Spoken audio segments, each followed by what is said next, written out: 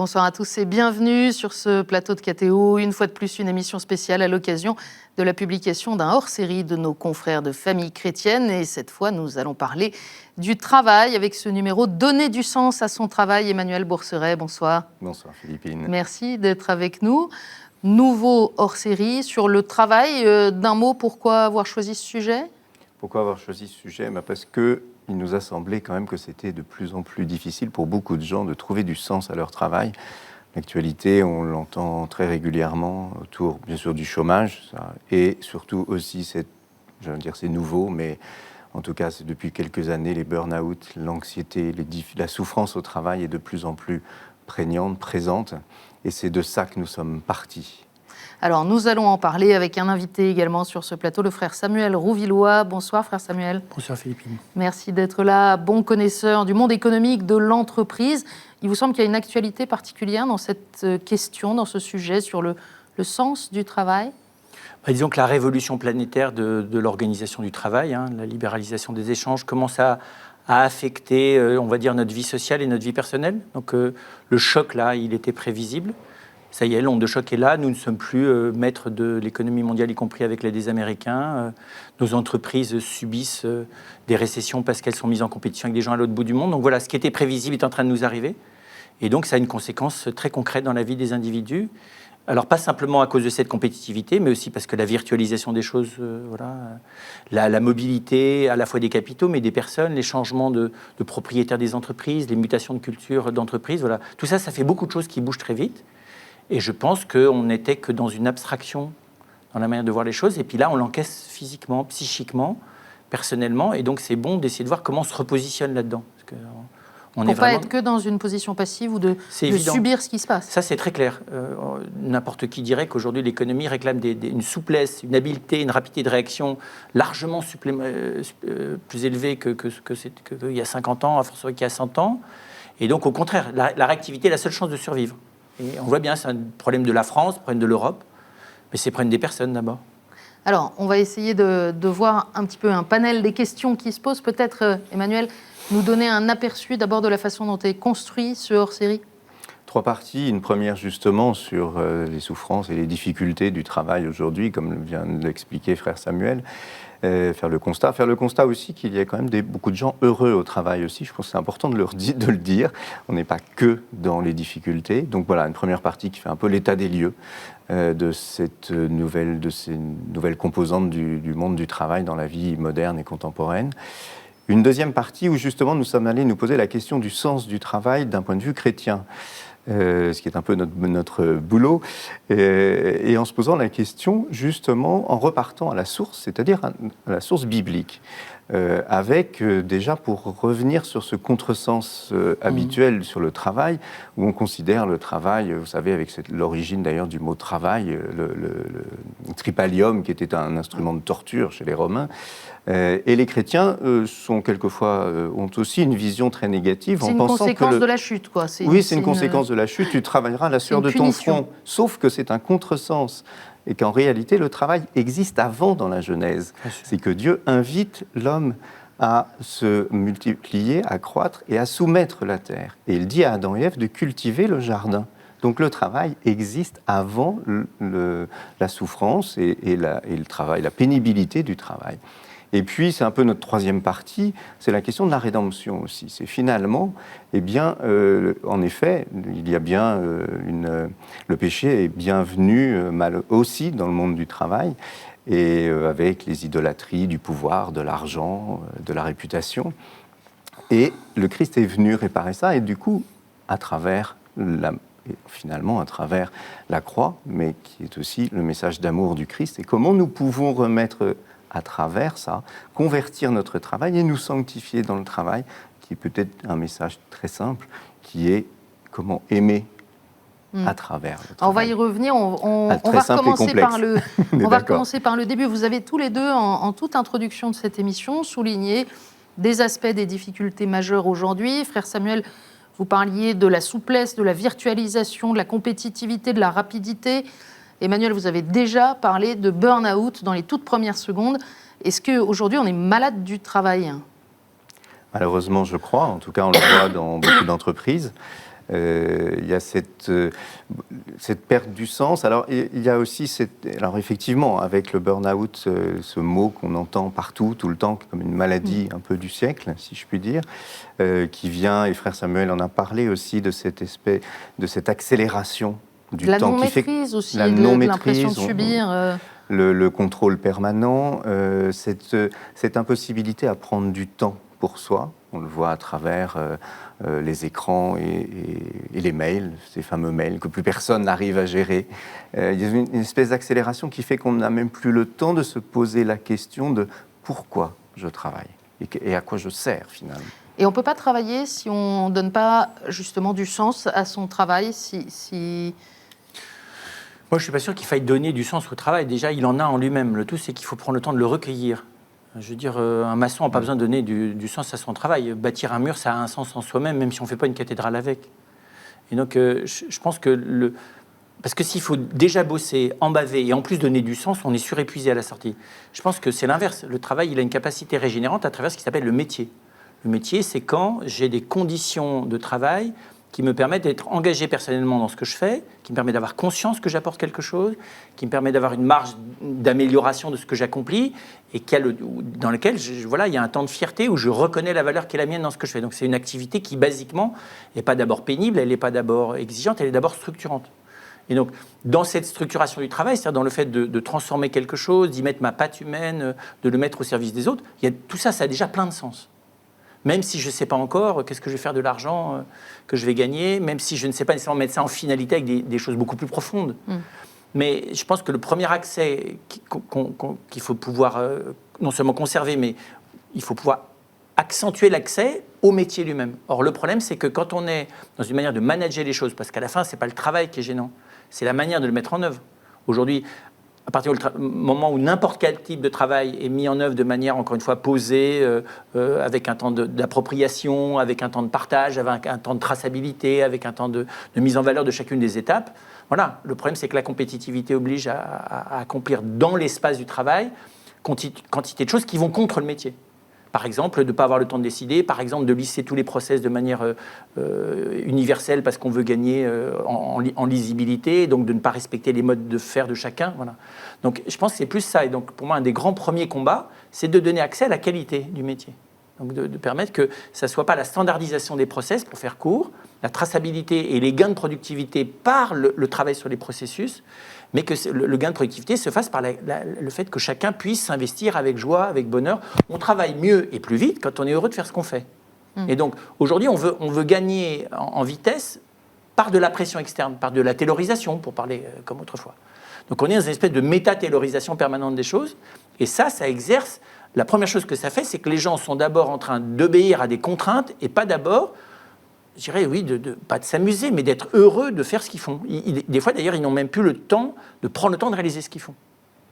Il y a une autre contrainte qui est forte aujourd'hui dans les pays occidentaux, c'est la crainte de perdre son travail. C'est d'ailleurs une de vos questions dérangeantes. Est-ce que ce n'est pas un peu exagéré de s'interroger sur le sens du travail, alors qu'il y en a tant qui aimeraient déjà avoir un travail tout court ? Oui, en effet. Je suis d'accord. Mais, oui, mais que dire à cela ? Et frère Samuel, justement, vous y répondez à cette question. Mais elle me laisse un peu dans l'interrogation, parce que, effectivement, il y a ceux qui souffrent du travail parce qu'ils en ont trop et ceux qui n'en ont pas. Et alors là, moi, vous dites que le sens, il arrive après. Je m'interroge, moi. Il y a la question quand même de qu'est-ce que je fais de mes talents. Si je ne peux pas les utiliser, je n'existe, d'une certaine façon, je n'existe plus. Mais c'est déjà pas mal si je peux faire quelque chose qui m'intéresse. Avant de rêver que je vais trouver le métier qui correspond à l'épanouissement profond de ma personne, c'est très bien. Mais ça, c'est le happy few, c'est une aristocratie du travail. Donc, soyons clairs, c'est insultant de parler de ça pour 80% de la population française. Par contre, la question, c'est que moi, je n'identifierais pas travail-emploi. Que quelqu'un n'ait pas d'emploi, c'est-à-dire qu'il n'a pas la reconnaissance sociale de sa capacité de travailler. C'est grave. Et qu'un pays comme le nôtre ne soit pas capable de fournir un emploi à la plupart des gens capables de travailler, notamment aux jeunes, c'est une injustice extrêmement grave, notamment générationnelle. Parce qu'aujourd'hui, vous avez des gens qui ne lâchent pas leur pouvoir, qui ne sont pas créateurs d'emplois et qui ont une partie très importante de la richesse de ce pays dans leurs mains. Et vous avez toute une classe d'âge qui attend de pouvoir bosser un minimum. Par contre, je pense que voilà, c'est pas parce que je suis pas embauché, c'est pas parce que j'ai pas encore un emploi que je vais rien faire. Le travail, on le sait, une mère de famille sait parfaitement bien que le travail se réduit pas à l'emploi. Et donc, même si je n'ai pas encore d'emploi, et si je suis en attente d'emploi, précisément, l'important, c'est que je fasse quelque chose. C'est que j'exerce quelque chose. Même si c'est à la forme d'un hobby, il y a des gens qui ne trouvent, de toute façon, avec le niveau de qualification qu'ils ont, ne trouveront pas un métier un tant soit peu qualifiant pour ce qu'ils sont. Ils auront des tâches matérielles à faire. Voilà, on ne va pas s'exciter indéfiniment à nettoyer des bureaux. Je veux dire, on peut expliquer que oui, très bien, on peut devenir un surperformeur de nettoyage du bureau, voilà, du technicien de surface, mais il ne faut pas exagérer. C'est des tâches qui sont structurellement ingrates. Et donc, les gens vont avoir un salaire. Moi, je dirais leur travail, j'espère qu'il est plus dans la cuisine, la qualité avec laquelle, voilà, le week-end, ils prennent le temps et de bricoler, et de faire une cuisine qualitative, et de ranger leur maison de manière qui leur plaît. C'est ça qui est important, c'est l'activité de travail. Et pourtant, c'est aussi la manière dont on le perçoit et dont on se vit comme serviteur dans ce travail, parce que vous parlez de nettoyer des bureaux, il y a un témoignage aussi dans ce hors-série sur le fait de faire le ménage. Une femme de ménage. Quel regard on peut avoir quand on fait ce métier-là sur le service qu'on rend et la manière de le vivre? Vous avez dit le mot, c'est rendre service. Et finalement, c'est pouvoir, à la fin de sa vie, c'est se retourner sur sa vie et se dire, je suis heureux parce que j'ai pu apporter quelque chose aux autres. Et cette femme de ménage, elle témoigne de ça. En fait, très simplement, c'est que oui, elle apporte parce qu'elle peut ranger, parce qu'elle apporte quelque chose aux familles là où elle travaille. Il y a aussi, je pense, un rêve dans notre société, un petit peu ce que dit frère Samuel aussi, c'est qu'on rêve de travail qui a un sens, où je vais utiliser des talents, peut-être au-delà de mes propres talents d'ailleurs. Je pense qu'il y a aussi, effectivement, qu'est-ce que j'apporte aux autres dans un travail plus simple? Il y a l'exemple que je donne aussi dans leur série, là, sur... comment il s'appelle sur François Michelin, dont le grand-père avait créé un hôpital à Clermont-Ferrand. Et pour faire comprendre aux femmes de ménage l'utilité de leur travail, on avait recueilli de la poussière et on l'avait mis dans une boîte de pétri pour voir quels étaient les microbes qui allaient surgir. Et on leur a fait comprendre qu'en fait, leur métier, il était indispensable parce qu'en fait, elles participaient en réalité à la santé aussi bien que les médecins. Il n'y a pas des travails nobles et des travails qui ne le sont pas. Il y a peut-être aussi ça dans notre société. Il y a ce besoin absolument de s'épanouir dans son travail. Et c'est peut-être pas la bonne façon de le prendre. Alors, si on en vient à votre deuxième partie, justement, le travail dans le plan de Dieu, on l'a un petit peu dit au début de cette émission, on est beaucoup sur cette idée que le travail, c'est une punition, et que donc l'homme a été condamné à gagner son pain à la sueur de son front. Est-ce que c'est ça aussi chez les chrétiens qui biaise un peu le rapport au travail ? C'est très variable chez les chrétiens. Ça dépend combien on gagne, ça dépend ce qu'on fait. Voilà. Disons oui, il y a un espèce d'arrière-fond, mais enfin, c'est aussi récent. La morbidité chrétienne, c'est quand même une maladie qui a 3 siècles. On a quand même vécu 15 siècles sans avoir ça dans les pattes, parce que, oui, alors la sexualité, c'est un danger, le travail, c'est une pénitence, et la vie est une espèce de longue galère où on accumule des points pour la retraite éternelle. Bon, très bien, ça, c'est une espèce de bêtise anti-chrétienne sur laquelle on a vécu quand même partie de nos derniers siècles, mais basiquement, Saint Benoît, s'il a mis le travail au cœur de la vie du moine en même temps que la prière, c'est bien parce qu'il a une valeur. Et Benoît n'a pas fait un acte révolutionnaire en faisant ça, il a simplement validé ce qui était reconnu par les gens de son époque. Donc, moi, je pense, du côté du débat des idées, j'en sais rien, il y a très peu de théologie du travail. Toute la théologie du travail des pères de l'Église jusqu'à nos jours, à part ce qui s'est fait dans la doctrine sociale de l'Église dans les 50 dernières années, ça tient en 40 pages. Il y a 3 fois rien. Il y a très peu de réflexion sur le travail. Donc, par contre, c'est vrai que bibliquement, et d'ailleurs les Juifs en ont gardé le sens, le travail, c'est une tâche primitive, première originelle que Dieu confie à Adam. Il lui confie le jardin pour l'embellir. Donc pour moi, on est d'abord dans le fait que Dieu n'a pas fini les choses. Il les a clairement pas finies. Et donc c'est une extraordinaire responsabilité, une magnifique responsabilité que de les finir les choses. Ranger sa maison ou en construire une, c'est finir les choses. Je veux dire, s'occuper de garder un enfant, c'est finir les choses. C'est très beau qu'on ait toujours besoin, pour aller au bout de la croissance de l'être que nous sommes, y compris spirituellement, d'avoir besoin de faire des choses. Moi, je trouve ça extraordinaire, ça. Et des choses très humbles, comme des choses très élaborées. On peut accomplir la création en créant une cathédrale de Chartres, voilà, ou la Sagrada Familia à Barcelone, ou bien, tout simplement, en apprenant à changer correctement un bébé. Donc cet acte-là, si on le regarde bibliquement, c'est vraiment la première forme fondamentale de coopération avec Dieu. Et alors, si on le regarde du point de vue de chaque personne, se pose évidemment du coup la question comment vivre son travail en chrétien, qui devient vite comment être chrétien dans son travail. On a des éléments de réflexion là-dessus aussi. Oui, moi je pense que c'est plus vivre son travail en chrétien que être chrétien dans son travail, comme si c'était quelque chose qu'on rajoutait au-dessus. Il y a une chose toute simple que raconte Robert Leblanc, qui était l'ancien président des entrepreneurs et dirigeants chrétiens, et qui un jour conseillé par un consultant, lui dit au final, vous savez, de toute façon, ce qui compte, c'est d'aimer vos salariés. C'est très simple, hein, c'est basique, et il n'y a pas forcément besoin d'être chrétien d'ailleurs. Et ça avait complètement changé son rapport, notamment avec les syndicats trotskistes, qui n'étaient pas forcément chrétiens comme lui, hein, clairement. Et bien ça a changé son rapport aux syndicats quand il a intégré ça finalement dans son mode de management et de direction. Alors dans le même entretien, Robert Leblanc, il met aussi en garde contre un certain irénisme du chrétien qui serait le gentil. Et qui parfois se cacherait aussi derrière cet argument d'être le gentil. Il dit, je me méfie du loser chrétien qui justifie parce qu'il est chrétien, qui ne fait rien. Et en fait, si vous ne voulez pas faire de plaquage, il ne faut pas jouer au rugby. Je ne le cite pas mot à mot, mais en gros, c'est ce qu'il explique. C'est aussi quelque chose qu'on peut entendre parfois. Ça. Ah, mais moi, je suis trop gentil parce que je suis catho. En fait, c'est peut-être parce que je ne bosse pas très bien non plus. Le Christ dit faites-vous des amis avec l'argent de ce monde, hein, quasiment. Enfin, c'est à peu près ça la phrase.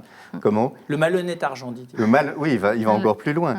Oui, mais c'est aussi, on a aussi besoin du devoir de vérité, de dire des choses aux gens et pas être simplement un loser. Non, on n'a pas non plus à se laisser marcher dessus, certainement pas. Je n'ai pas d'ailleurs l'impression que le Christ se laissait marcher dessus. En effet, il n'y a pas à être... c'est peut-être, là aussi, vous parliez de cette fausse vision, et on a aussi probablement une fausse vision de l'argent. L'argent, c'est mal. Le chrétien peut avoir aussi cette vision-là. Le pouvoir, c'est mal. Absolument pas. Le pouvoir peut être tout à fait positif. Avoir un pouvoir pour et non pas sur les personnes. Utiliser l'argent, on en a besoin de l'argent. Nous ne serions même pas ici. Je pense que Cathéo en sait quelque chose. C'est capital d'en gagner, le tout c'est de rappeler qu'il n'est pas à nous, mais c'est tout. Voilà, exactement. C'est bien de gagner l'argent des autres, c'est ce que dit Saint Jean Chrysostome. Le riche est celui qui est chargé de gérer la richesse des pauvres. Voilà. Par contre, c'est pas facile, parce que plus on gagne, plus on a tendance à avoir une espèce de mouvement spontané qui fait qu'on confond la légalité avec la légitimité. Donc on pense que la légalité de la propriété la légitime de manière stricte, ce qui est évidemment une erreur chrétienne totale. Puisque la destination universelle des biens, c'est de considérer que si je gagne plus que ce que la moyenne des humains ont besoin pour vivre décemment, ben tout le reste, j'ai à le repenser au service du bien commun et jamais à titre de ma propriété propre. C'est très difficile ça quand on l'a. C'est tout. Si le Christ est si virulent avec la question de l'argent, c'est bien parce que c'est une espèce de problème. Mais moi, c'est la même chose. Je redescendrai plus bas. Je dirais, pour moi, la manière chrétienne de vivre le travail, c'est d'abord c'est une manière contemplative, c'est-à-dire d'avoir cette espèce de conscience, d'action de grâce, du fait de la chance que j'ai de pouvoir, encore une fois, contribuer à quelque chose. De pouvoir avoir la chance d'avoir cette espèce d'outil de partage, de solidarité extraordinaire qui s'appelle travailler ensemble. Donc pour moi, c'est d'abord dans le regard que ça change, c'est pas d'abord dans la manière de faire. Et alors, quand, par exemple, on a le sentiment, c'est principalement dans des grandes sociétés, mais pas seulement, dans ce milieu très compétitif, très financiarisé que vous évoquiez tout à l'heure, de contribuer à quelque chose qui lui-même n'a pas de sens ou qui lui-même a un sens vraiment contraire à vos valeurs. Ça peut arriver aussi. Alors là, je pense qu'il faut être clair, on est tous complices. Donc de toute façon, je pense que globalement, la mondialisation a fait des choix stratégiques qui ne sont pas au service des humains, qui sont des choix stratégiques qui sont faits au service de l'enrichissement des plus riches, qui effectivement a le bénéfice de diminuer, d'élever le seuil de pauvreté, de diminuer le nombre de gens en pourcentage, en valeur absolue, j'en suis pas certain, qui sont au-dessus du seuil de pauvreté extrême. C'est très bien, mais ça, c'est les effets positifs. Il y a quantité d'effets totalement pervers dans la mondialisation. Mais on en est tous complices. Je veux dire, chaque fois que quelqu'un va dans un hypermarché, qu'il soit chrétien ou pas, il contribue d'une certaine manière à ce monde pourri dans lequel on gaspille une quantité de nourriture consommable par jour en France qui est inimaginable. Enfin voilà, donc la question est de savoir, est-ce que je suis conscient de ma complicité involontaire et est-ce que j'essaie de la réduire ? Là, il y a une vraie conscience. Est-ce qu'un chrétien qui a conscience de la manière dont ce système de consommation, de dégradation de la santé, aussi bien que de l'écosystème, à travers la manière de se nourrir, est-ce qu'il peut continuer à faire ça sans faire de l'écologie ? Vous voyez, ou est-ce qu'il faut qu'il bascule dans une espèce d'écologisme fleur bleue ? Non. Je pense qu'il y a une vraie conscience. La sobriété, c'est pas des blagues. Le pape François nous le disait, le pape Benoît XVI nous le disait déjà. Le chrétien doit prendre conscience qu'effectivement, le mode de la société de consommation induit en lui des réflexes qui sont banalisés, mais qui sont des réflexes qui ne sont pas pas digne de la personne humaine. Voilà. Mais ce n'est pas forcément à l'échelle de la macroéconomie ou des réalités internationales. Un exemple qui est donné par Marie-Christine Bernard, quand on fait du télémarketing, parfois, le bon commercial, c'est celui qui va réussir à vendre à prix d'or des choses à des gens qui n'ont pas les moyens de les payer et dont ils n'ont aucune utilité. Tout à fait, tout à fait. Peut-être que le chrétien, justement, peut-être que comme celui va peut-être ne pas refuser de vendre des abonnements Internet à des personnes âgées qui n'ont pas d'ordinateur. Peut-être que le chrétien, là, a aussi un moment à dire non, là, ça, je ne le ferai pas. Oui, ça demande un courage, certainement. Mais oui, parce que le chrétien, il doit payer son loyer et nourrir ses enfants comme tout le monde aussi. Effectivement, mais je ne suis pas sûr qu'il y ait une réponse. Il n'y a pas une réponse univoque. Il y a j'aime bien cette idée de qu'est-ce que je peux faire, quelle est la petite chose que je peux faire. Parce qu'on on ne va pas changer le monde, mais une petite chose, d'ailleurs, suffit souvent à changer le monde. Qu'est-ce que je n'accepte pas? C'est la goutte d'eau qui manquerait à la mer. Où est-ce que je suis responsable? C'est-à-dire, finalement, quelle réponse j'apporte en tant que chrétien? Quelle est la réponse? Ça, je reviendrai sur les grandes entreprises, sur du CAC 40, des grandes entreprises internationales. Je pense que là aussi, on ne peut pas tout globaliser. Il y en a certaines dont la logique de fond pose vraiment des problèmes, au moins dans une partie d'elles-mêmes. Moi, je me souviens très bien d'un débat avec des gens qui sont des actionnaires sociétaires du Crédit Agricole, puisqu'il y a des actionnaires, et qui posaient des questions en disant mais comment ça se fait que nos dirigeants se soient permis de laisser une part de notre investissement financier travailler sur de la nourriture transformée en carburant. Enfin, c'était la nourriture des gens versus carburant. Donc, comment se fait-il que le Crédit Agricole, qui est normalement censé être au service de tout ce qui va permettre au pays de vivre en termes de nourriture, se permettre, dans un autre domaine que celui de l'investissement en France, à l'échelle de la finance internationale, de spéculer sur du biocarburant? Et effectivement, c'est une vraie question. Donc, qu'il puisse y avoir dans telle ou telle entreprise et dans telle dimension d'entreprise telle chose qui pose problème, ça, je pense que ça fait partie de la conscience de celui qui en fait partie. Mais dans l'Église aussi, il y a des fonctionnements qui peuvent être bizarres par moment dans certains lieux, et en nous par moment. La question, c'est de savoir, est-ce qu'à l'échelle où je suis, dans l'équipe où je travaille, quel est le sens de ce que je fais? Voilà, je peux... Encore une fois, je ne pense pas que la personne qui travaille au Crédit Agricole dans une agence locale et qui a tout un nombre de projets qui vont permettre le développement de la ville ou de la communauté de communes dans laquelle il est de se développer, doit nécessairement quitter le Crédit Agricole parce que la partie de la banque financière spécule de manière bizarre. C'est ça. Voilà. De nouveau, il ne faut pas rêver d'avoir les mains propres. Voilà. Même, moi je dis de temps en temps, même une religieuse contemplative, il suffit qu'elle reçoive les dons qui viennent d'un argent dont elle n'est pas allée vérifier qu'il était parfaitement... Voilà, c'est pas la Vierge Marie qui lui donne les sous, c'est les humains. Et les humains, cet argent, il a circulé, et il a en partie contribué à des choses qui ne sont pas toujours justes. Voilà. D'accord, donc le moyen du sens, c'est chacun, là où il est, avec les personnes avec lesquelles il interagit, et comment il reçoit et il vit les tâches qui lui sont confiées ou les responsabilités. En ayant le courage d'être lucide et d'essayer là où il le peut, quand il peut s'associer à d'autres, parce que là où on peut avoir une influence, c'est quand on commence à travailler en groupe. Et je pense que, par exemple, des paroisses françaises devraient pouvoir, sur des questions économiques, certaines le font d'ailleurs, faire jouer une logique d'entraide quant au chômage, pas simplement s'occuper des marginaux, mais de ceux qui cherchent du travail. Je pense que le jour où les paroisses, là aussi, favoriseront une autre manière de consommer, au sens, encore une fois, chrétien du terme, c'est-à-dire de respect de la création, de respect des personnes, comme on l'a fait pour l'éducation catholique. On n'a encore pas tout à fait la marge qu'on aimerait avoir pour éduquer de manière intelligente.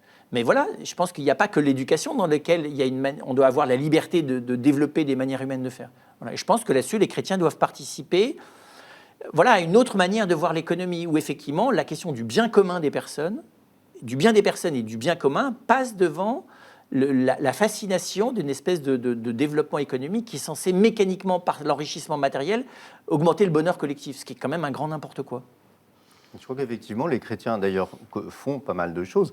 La dernière fois que j'ai vu Frère Samuel, c'était en effet dans un colloque organisé par Foi et Culture, où il était avec le président de la chambre de commerce locale, en l'occurrence c'était Angers, et le président de l'ESCA, École de commerce.